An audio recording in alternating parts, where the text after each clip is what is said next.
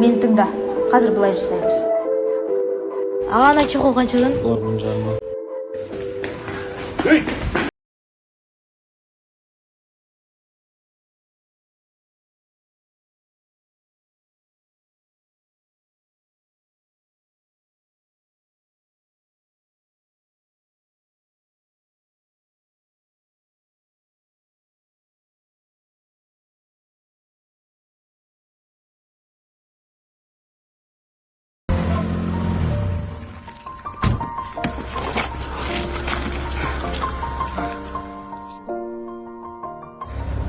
Бауырым, саған отбасым аманат.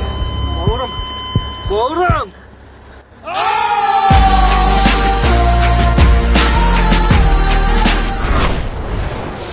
Жоқ бауырым, одан көрі екеуміз жұмыс істеп, адал еңбекпен ақша табайық.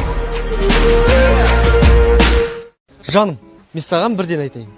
Егер де мен сені жаным деп айтсам, онда мен тек қана сені жақсы көремін. А басқа қыздарға жаным ау десем, ол менің қарындасым немесе назлымның сестренкам. Сондай жағдайда сен менің мазамды алмауға уәде бер. Қандай сестренкаң, қандай қарындасың деуге, иә? Жүрек жаным, уәде беремін.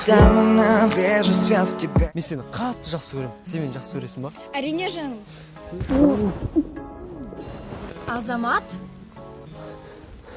Назлымның сестренкам ба? Әпшейін подружкасы. Айтпаш, танысып қойыңдар, қыздар. Да не.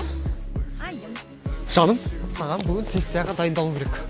Ана әпкенің подружкасы ғой, байдан ажырасып кетті ғой. Бәле болып басыма.